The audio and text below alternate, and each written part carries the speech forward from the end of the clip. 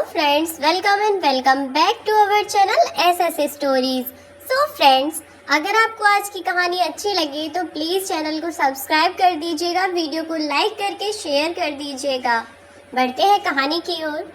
यह कहानी है राम प्रकाश जी और उनकी पत्नी सुनीता देवी की, जिनकी बहुत मन्नतों के बाद एक औलाद हुई थी, जिसे वह दोनों और उनके परिवार वाले बहुत ज्यादा प्यार करते थे, जिसकी वजह से उन्होंने उसकी बहुत सी गलतियों को भी नजरअंदाज कर दिया और देखते देखते वह इतना ज्यादा बदतमीज और इतना बिगड़ा हुआ हो गया कि उसे यह भी पता न चला कि वह क्या कर रहा है और इसके करने से क्या नतीजा हो सकता है। उसे यह सब करने की वजह से क्या क्या भुगतना पड़ेगा और उसके ऐसा करने से उसके परिवार पर क्या बीतेगी। यह कहानी है एक ऐसे बदतमीज और बिगड़े हुए लड़के की, जिसे उसके खानदान ने सराखों पर चढ़ा लिया और नवाबों की तरह जिंदगी जीना सिखाया। लेकिन आखिर कब तक उसके परिवार वाले उसका साथ देते, क्योंकि एक न एक दिन तो सबको यह दुनिया छोड़कर जाना ही होता है। तो कुछ ऐसा ही हुआ राम प्रकाश जी के साथ, जिनका इकलौता बेटा राजेश था। राम प्रकाश जी के पहले कोई औलाद नहीं हो रही थी और उनके भाई के बेटियां ही थीं, लेकिन कोई बेटा नहीं था, जिसके कारण उन्होंने कई फकीर, कई बाबा, कई मंदिरों में मन्नतें मांगी और तब जाकर उन्हें एक औलाद की खुशी प्राप्त हुई। जब उनके बेटे का जन्म हुआ था तो उनका पूरा परिवार बहुत ज्यादा खुश था, क्योंकि उनकी पीढ़ी में यह पहला ऐसा बच्चा था जो लड़का था, वरना तो हर किसी को लड़कियां ही होती थीं, जिसकी वजह से वह सब बहुत खुश थे। अपने खानदान को बढ़ाने के लिए उन्हें एक वारिस जो चाहिए था, और वैसे भी गांव के लोग तो लड़के के लिए मरी ही कुछ ज्यादा जाते हैं, जैसे लड़का ही उनका सारा काम करेगा। गांव के लोग लड़कों को कुछ ज्यादा ही अहमियत देते हैं, लड़कियों को तो कुछ समझते ही नहीं। कुछ ऐसा ही था बिल्कुल राम प्रकाश जी के घर में भी। जब से राम प्रकाश जी के बेटे का जन्म हुआ, तब से उन लोगों ने उसे बहुत ज्यादा प्यार किया।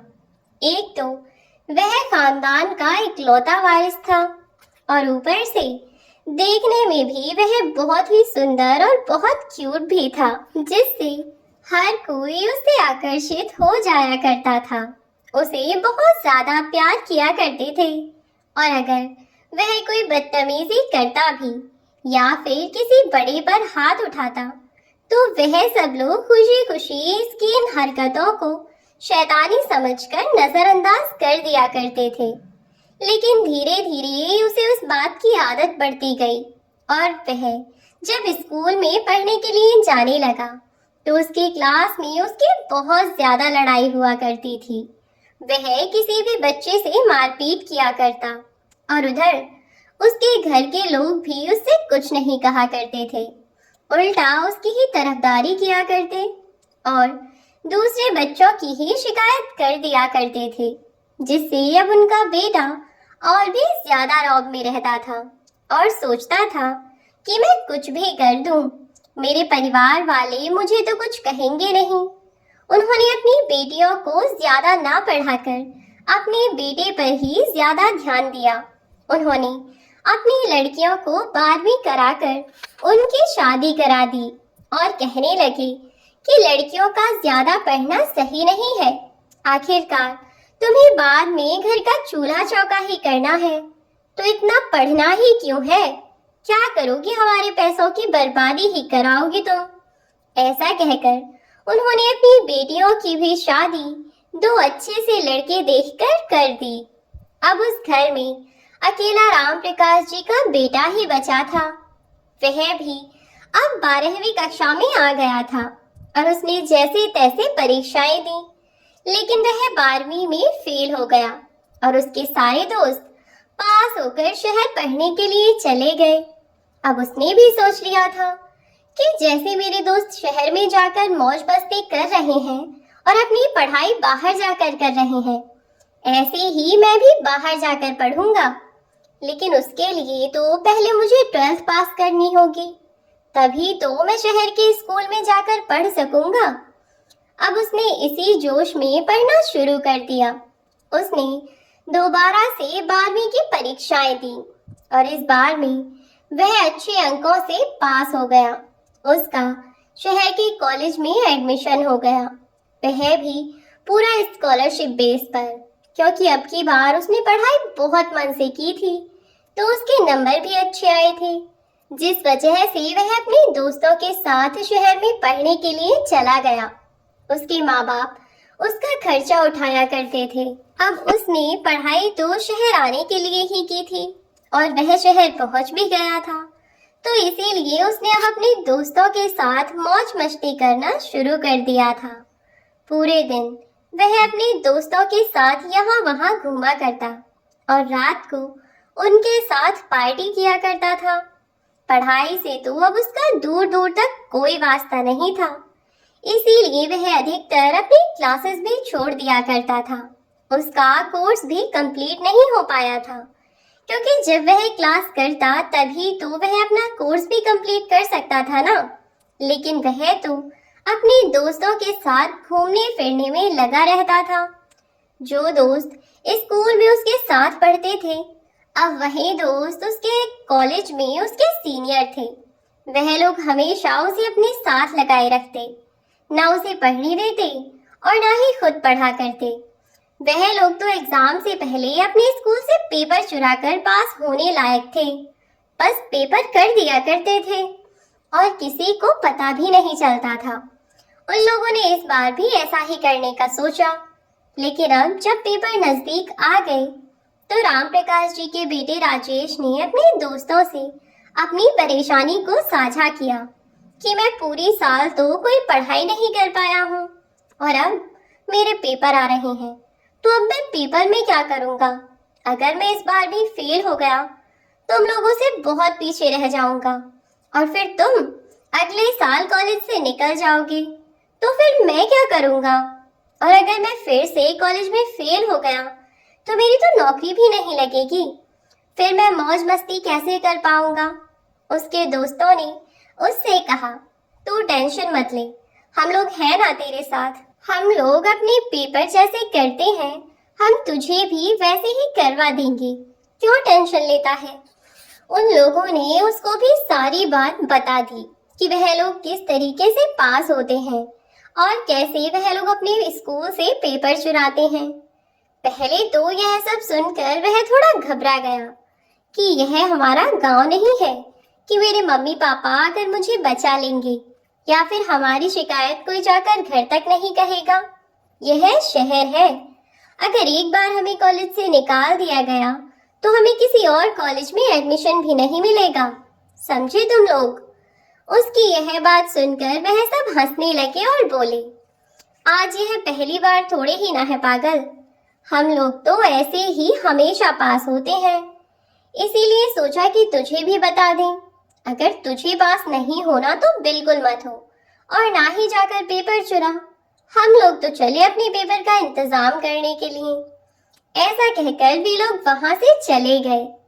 अब उनके जाने के बाद वे सोचने लगा कि वैसे भी मैंने पूरे साल पढ़ाई तो की नहीं है और मैं घर पर भी बड़ी बड़ी डेंग हाँक कर आया हूँ। अगर मैं अब फेल हो गया तो मैं घर जाकर क्या जवाब दूंगा? यह सब सोच विचार कर उसने पेपर चुराने के बारे में सोचा और उसी रात वह पेपर चुराने के लिए कॉलेज पहुंच गया। लेकिन इत्तेफाक से वह उस दिन पकड़ा गया और जब उससे टीचर ने पेपर चुराने के बारे में पूछा तो उसने अपने तीनों दोस्तों का भी नाम ले लिया। अब जब उसके कहने पर उसके दोस्तों को उसके पास बुलाया गया तो उन सब ने हाथ झाड़ दिया और कहने लगे कि हम लोग दोस्त बेशक हैं, लेकिन हमें इसके बारे में बिल्कुल भी नहीं पता है सर कि यह पहले ही साल कॉलेज में आकर इतना बड़ा तमाशा कर देगा। वैसे भी यह तो हमारे गांव के स्कूल से ही ऐसा है, क्योंकि इसके घर के लोग इसकी तरफदारी बहुत ज्यादा करते हैं और इसकी हर गलती को छुपा देते हैं। शायद इसीलिए इसने सोचा होगा कि यहाँ पर भी ऐसे ही होगा कि है जो भी गलती कर देगा इसे कोई सजा नहीं दी जाएगी और इसकी हर गलती को माफ कर दिया जाएगा, जैसे गांव के सभी लोग कहते थे। उन लोगों की यह बात सुनकर उसको बहुत गुस्सा आया और उसने कहा कि यह सब तुम क्या कह रहे हो? मुझे तो पेपर चुराने के लिए तुम ही लोगों ने कहा था कि तुम लोग हर साल ऐसे ही करते हो और इसी तरह से पास होते हो। उसकी यह बात सुनकर टीचर को बहुत गुस्सा आया और उसे जोरदार तमाचा लगाते हुए उसके सर बोले कि अगर यह लोग आज से पहले कभी पेपर चुराते तो क्या इनके बारे में किसी को पता नहीं चलता, या फिर यह पकड़े नहीं जाते, या ऐसे तुम ही हो जो पहले ही बार में पकड़े गए हो। उन्होंने ऐसा कहकर उसे उसके माता पिता को कॉलेज लाने के लिए कहा और उससे कहा कि अगर कल तक तुम्हारे माता पिता यहाँ इस कॉलेज में नहीं आएंगे तो इस कॉलेज से तुम्हारा नाम काट दिया जाएगा और फिर किसी भी और कॉलेज में तुम्हें एडमिशन भी नहीं मिलेगा। उनकी यह बात सुनकर वह बहुत ज्यादा डर गया और उसने अब अपने घर अपने माता पिता को फोन करके सारी बात बताई। वह लोग उसकी यह बात सुनकर बहुत ज्यादा नाराज हुए और उन्होंने उस पर बहुत ज्यादा गुस्सा भी किया, लेकिन था तो वह उनका लाडला बेटा ही। वह उसके सर से मिलने के लिए अगले दिन ही कॉलेज जा पहुंचे। उन्होंने सर से बहुत मिन्नतें की, हाथ पैर जोड़े और अपने बेटे की गलती के लिए माफी मांगी। उसके माता पिता की हालत देखते हुए उन्होंने उसे माफ कर दिया और आखिरी मौका देकर उसे चेतावनी देकर छोड़ दिया। कहा कि अगर आज के बाद उसने ऐसा कुछ भी किया तो उसे माफी नहीं मिलेगी और उसे कॉलेज से निकाल दिया जाएगा। और उसके माता पिता भी अब अपने गांव वापस चले गए। लेकिन आज वह लोग अपने बेटे की हुई इस हरकत पर बहुत शर्मिंदा थे। वह सोच रहे थे कि शायद उनके भाई की बेटियां सही ही कहती थीं। हमने इसे बहुत ज्यादा सिर पर चढ़ा लिया है, इकलौता बेटा है ना, इसी चक्कर में आज हमें ऐसा दिन भी देखने को मिला। अब वह लोग सोचने लगे कि वह अपने बेटे को कैसे सही रास्ते पर लाएं। उन्होंने उसे लाड़ लाड़ में इतना ज्यादा बिगाड़ लिया था कि अब वह सही गलत का फर्क नहीं कर पाता था। वह सोचता था कि वह जो भी कर रहा है वही सही है। अगर उसने कुछ गलत कर भी दिया तो उसके पीछे उसके माता पिता और उसका परिवार है तो सही, सब कुछ सही करने के लिए। अब इधर राम प्रकाश जी की भी उम्र हो चली थी। वह भी कब तक अपने बेटे की गलतियों पर पर्दा डालते। इसीलिए उन्होंने फैसला किया कि अब वह अपने बेटे को सबक सिखाएंगे और उसे सही रास्ते पर लाएंगे। धीरे धीरे उन्होंने अपने बेटे से बात करना कम कर दिया और उससे कहा कि अभी हमारी आर्थिक स्थिति सही नहीं है, इस वजह से तुम्हें कोई नौकरी ढूंढकर अपना खर्च चलाना होगा। और अब वह लोग उसे खर्च नहीं भेज पाएंगे। उनकी यह बात सुनकर उनके बेटे को बहुत धक्का लगा, क्योंकि आज तक उसने एक गिलास पानी भी खुद से लेकर नहीं पिया था, तो वह किसी की नौकरी क्या खाक करता। इसीलिए वह अपने माता पिता से कहने लगा, आखिर ऐसा क्या हो गया पापा कि हम लोगों को पैसे की तंगी आ गई? जब मैं आया था तब तो हम लोगों की स्थिति ऐसी नहीं थी, तो आखिर ऐसा क्या हुआ कि आप मेरा खर्चा भी नहीं उठा पा रहे हैं? मैं कहीं नौकरी नहीं कर सकता, चाहे स्थिति कैसी भी हो। मेरा खर्चा तो आप लोगों को ही उठाना होगा। और वैसे भी आप लोग मेरे माँ बाप हैं और बच्चे के खर्च उठाना हर माँ बाप का फर्ज होता है। इसीलिए मुझे पता नहीं कि आप यह सब कैसे करेंगे, लेकिन मैं किसी की नौकरी वोकरी नहीं करने वाला और मेरे महीने का खर्चा आप 1-2 दिन में भेज देना, क्योंकि मुझे कमरे का भी हिसाब करना है। और हाँ, कुछ पैसे फालतू भेज देना, मुझे थोड़ी सी खरीदारी करनी है, ठीक है ना? इतना कहकर उसने अपने पापा का फोन काट दिया। अब रामप्रकाश जी सोचने लगे कि इसने तो उल्टा मुझे ही बातें सुनाकर फोन काट दिया। आखिर मैं इसे कैसे सही रास्ते पर लाऊं? और वह और उनकी पत्नी सोचने लगे कि आखिर उन्हें ऐसा क्या करना चाहिए जिससे उनका बेटा सबक सीख जाए और अपने माता पिता की और पैसों की अहमियत समझ सके। क्योंकि वह जब भी किसी भी मुसीबत में पड़ता तो वह अपने माँ बाप को फोन कर कर बुला लिया करता, या फिर अपने चाचा चाची को या घर के किसी भी इंसान को फोन करके अपनी परेशानी के बारे में बताता और उसे जल्दी से जल्दी सही करने के लिए कह दिया करता। उसे यह मतलब नहीं था कि आखिर परेशानी क्या है, कोई छोटी दिक्कत है या बड़ी, कौन इसे कैसे सही करेगा। उसे इस बात से कोई मतलब ही नहीं था। उसे तो समय से अपने खर्चे के पैसे और फालतू में उसको आराम की जिंदगी जो मिल रही थी उसे कुछ करना ही नहीं पड़ता था। और उसके माँ बाप ने और घर वालों ने अब यह फैसला कर लिया था कि अपने नालायक बेटे को उन्हें कैसे भी सही रास्ते पर लाना ही होगा।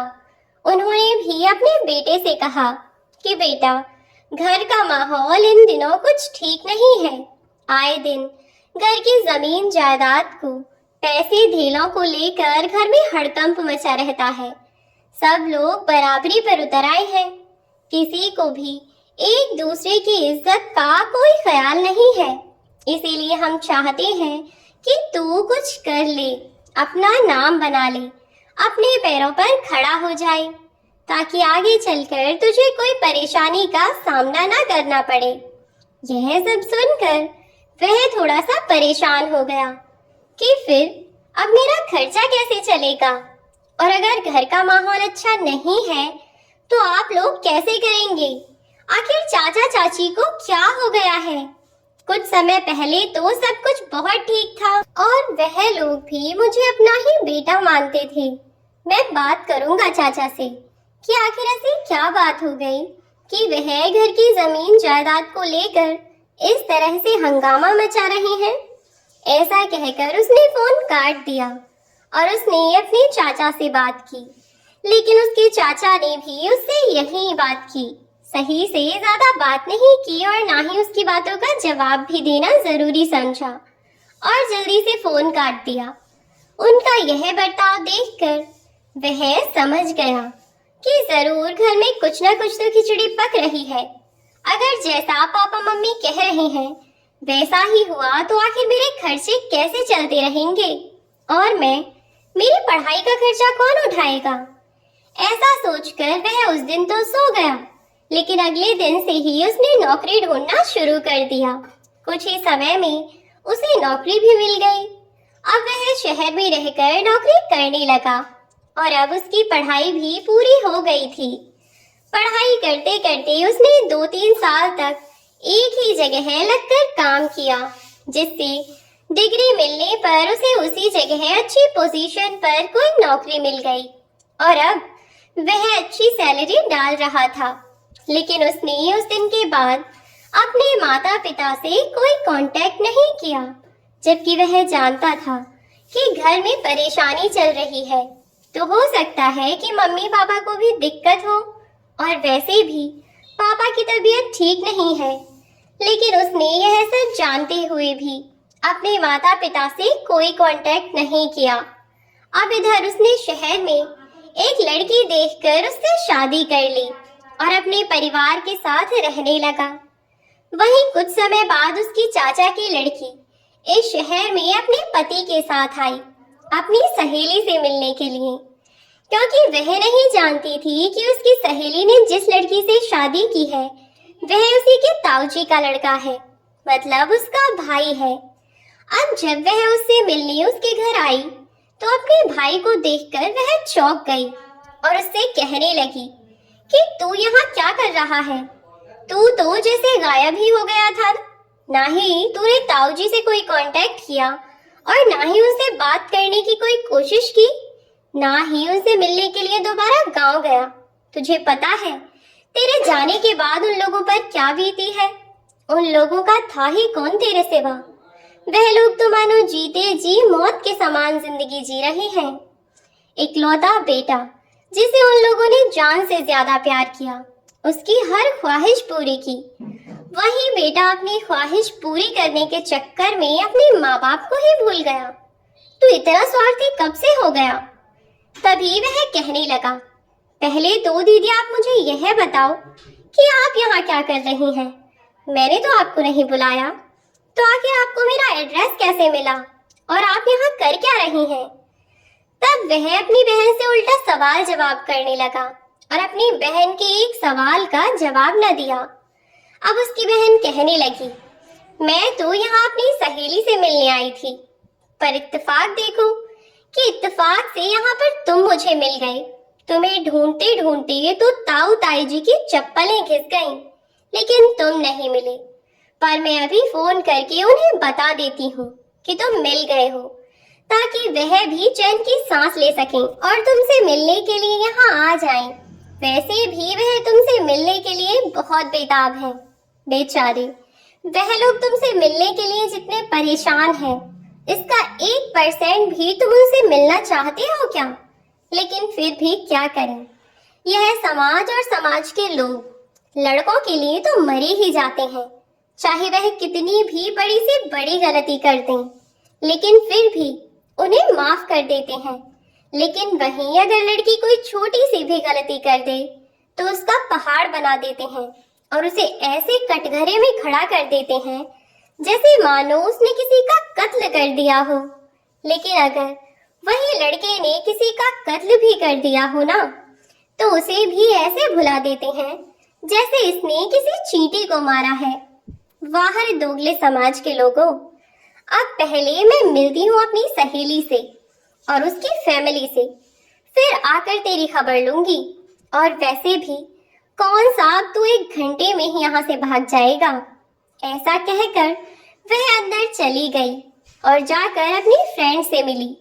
जब उसकी सहेली ने अपने पति को उससे मिलाना चाहा, तो वह दरवाजे की तरफ देखने लगी और जैसे ही दरवाजे से अंदर उसका अपना भाई आया, तो वह उसे देखकर फिर से चौंक गई कि आखिर यहाँ तो इसने अपने पति को बुलाया है, तो तू यहाँ पर क्या कर रहा है? जब अंदर जाकर उसने अपने पति को अपनी सहेली से मिलवाया, तो वह चौंक गई और अपने भाई के गाल पर जोरदार तमाचा लगाती हुई बोली, घर से भागना तो समझ आता है, लेकिन भाग कर तूने शादी भी कर ली और अब 2 तेरे बच्चे भी हैं, लेकिन तूने इस बारे में घर पर किसी को भी बताना जरूरी नहीं समझा।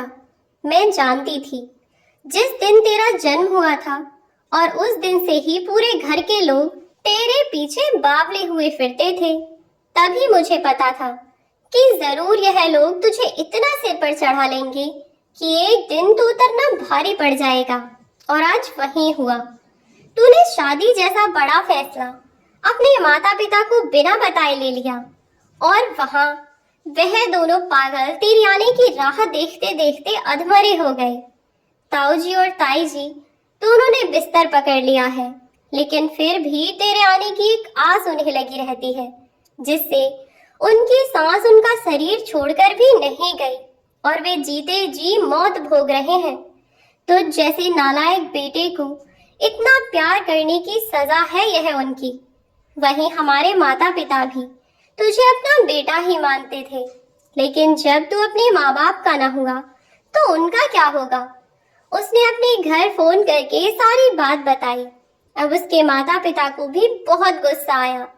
उन लोगों ने किसी चीज की कमी की थी क्या कि उनका बेटा ऐसा निकल गया और उसने बिन बताए इतना बड़ा फैसला ले लिया?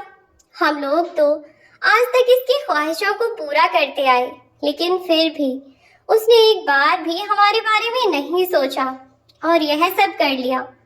आज जब राजेश की पत्नी को उसके किए हुए कारनामों के बारे में पता चला, तो उसने भी अपने पति पर बहुत गुस्सा किया, क्योंकि उसने अपनी पत्नी रानी से कहा था कि वह अनाथ है, उसका कोई परिवार नहीं है। बचपन में ही उसके माँ बाप गुजर गए और अब वह अनाथ है, अनाथ आश्रम में पला बड़ा है और अपनी मेहनत से कमा कमा कर वह इस मुकाम पर पहुंचा है। वह भी उस पर बहुत नाराज होने लगी और उससे कहने लगी कि अब मैं तुम्हारे साथ नहीं रह सकती। तुम जैसा झूठा इंसान न जाने कल को मुझे भी पहचानने से मना कर दिया तो जो अपने माँ बाप का सगा ना हो सका वह मेरा क्या होगा। ऐसा कहकर वह घर छोड़कर जाने लगी और राम प्रकाश जी का बेटा राजेश अपनी पत्नी के बैग को पकड़कर माफी मांगता रहा। मुझसे गलती हो गई, मुझे माफ कर दो। आज के बाद मैं तुमसे कभी झूठ नहीं बोलूंगा। तुम बच्चों को लेकर मत जाओ, मैं तुम लोगों के बिना कैसे रहूंगा। तब उसने कहा कि जैसे आज तक तुम्हारे माँ बाप तुम्हारे बिना रहे हैं वैसे ही अब तुम हम लोगों के बिना रहना। ऐसा कहकर वह उसका हाथ झटक कर अपने बच्चों को लेकर निकल गई। उसने रास्ते में अपनी सहेली को फोन किया और उससे अपने गांव का एड्रेस पूछा और सीधा अपने बच्चों को लेकर गांव पहुंच गई। उसने गांव पहुंचकर अपने सास ससुर को देखा। उनकी स्थिति बहुत ज्यादा दयनीय हो चुकी थी क्योंकि वह हर समय अपने बेटे को ढूंढने में लगे रहते थे। न खाने का ध्यान, न पीने का, न दवा का ध्यान, जिस वजह से उनकी स्थिति और ज्यादा बिगड़ गई और वह लोग घाट में लग गए। वह उन्हें देखकर बहुत ज्यादा रोने लगी कि इन लोगों की स्थिति कितनी बेकार हो चुकी है। लेकिन उसने अपने सास ससुर को अपने बारे में बताया और अपने बच्चों से मिलाया।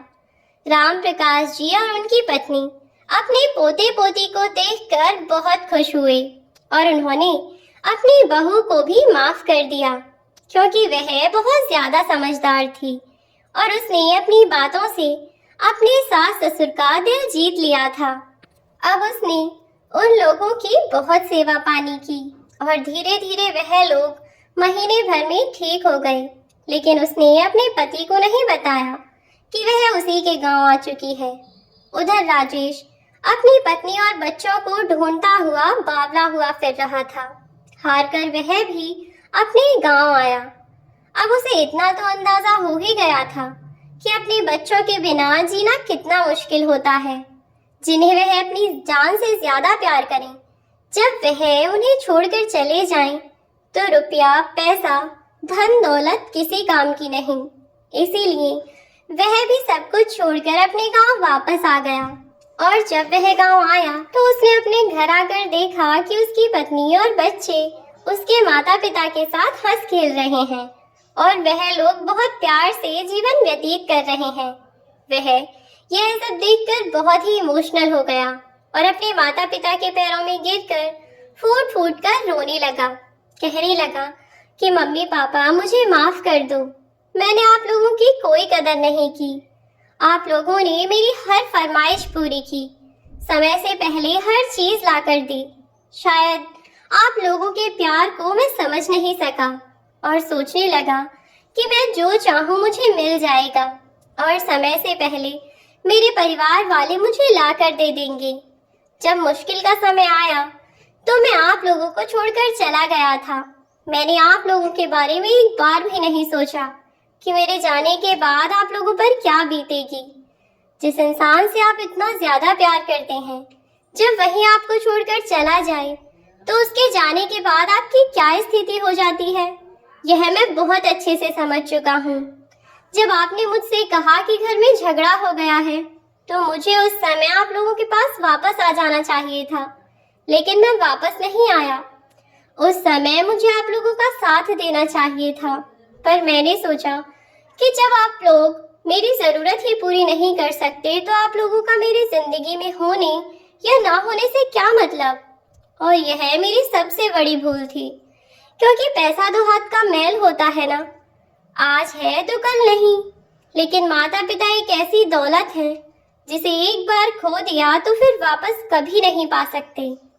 और यह सब बात मुझे आज समझ आई है जब मेरी औलाद मुझे छोड़कर यहाँ आ गई कि बिन औलाद के रहने का दुख क्या होता है, जो इतने सालों आप लोगों ने सहन किया है। पर बस अब आप लोग मुझे माफ कर दीजिए।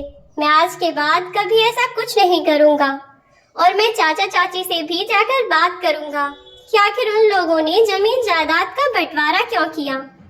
तब उसके चाचा चाची वहां आ गए और उसके माता पिता ने भी उससे कहा कि ऐसा कुछ नहीं हुआ था जैसा वह सोच रहा है।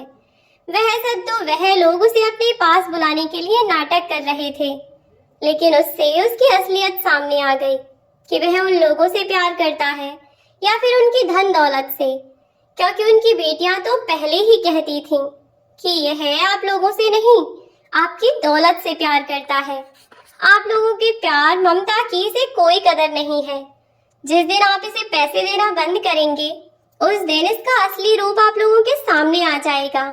पर हम ही लोग थे जो उनकी बात नहीं मानी और सबसे पहले वरीयता तुमको दी, लेकिन वह सही थी और हम गलत। हमने जिस दिन तुम्हें पैसे देना बंद किया उस दिन ही तुम्हारा असली चेहरा देखने को मिल गया।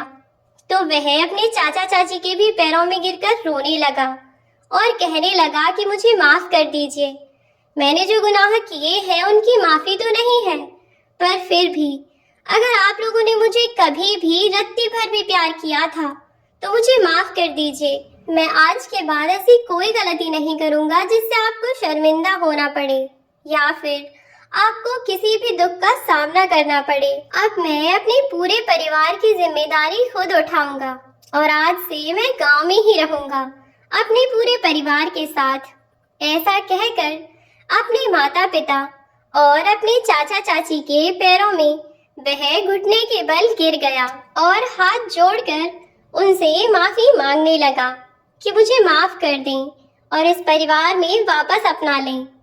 अब भला उसके चाचा चाची और मम्मी पापा उसे ऐसे कैसे छोड़ सकते थे, जबकि वह उनका लाडला बेटा था। उसकी आंखों में आंसू देखकर और उसे यूं तड़पता हुआ देखकर उनका दिल पिघल ही गया और उन्होंने उसे माफ कर दिया। आखिरकार अब वे सभी लोग खुशी खुशी रहने लगे। अब राम प्रकाश जी के बेटे और बहू ने पूरे परिवार की जिम्मेदारी अपने कंधों पर उठा ली। अब वे सारे के सारे घर के काम खुद ही किया करती थी और घर के बाहर के काम उसका पति देखता था। अब राम प्रकाश जी और उनकी पत्नी सभी जिम्मेदारियों से मुक्त हो चुके थे। अपने पोते पोतियों के साथ हंसी खुशी अपना समय बिता रहे थे। वीडियो में अंत तक बने रहने के लिए धन्यवाद। Thanks for watching. See you in the next video.